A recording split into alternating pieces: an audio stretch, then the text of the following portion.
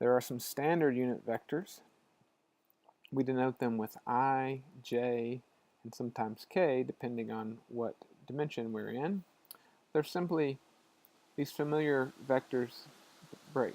They're simply the vectors 1, 0, 0, 1, or in R3, 1, 0, 0, 0, 1, 0, 0, 0, 1.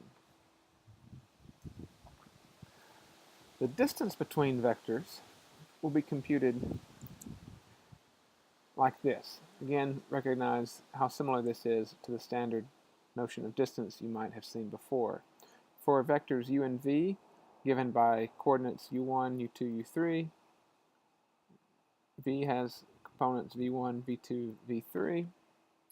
The distance between those two vectors is given by the square of the difference in their first coordinate added to the square of the difference in the second coordinates added to the square of the difference of the third coordinates and the square root of all of that. This is simply the distance formula. Now the dot product of two vectors is a new idea. The dot product goes like this. Given vectors u and v, expressed in terms of their components, we take the dot product we symbolize the dot product with a simple dot between the two vectors, and we compute it like so.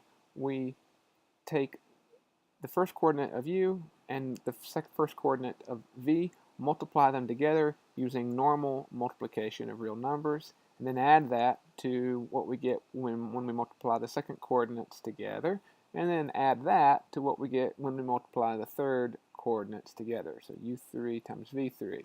So we have this sum of the products of the coordinates giving us the dot product. This is a very useful quantity. In particular, it gives us it helps us to compute the angle between the vectors in R2 or R3. In those low dimensional spaces, the angle between the two vectors is computed as follows. So you take the dot product of u and v divided by the products of the norms of the two vectors, and then the inverse cosine of that gives us the angle between the two vectors. We will discuss where these formulas come from in future, but for now, just know that this is a simple consequence of the law of cosines.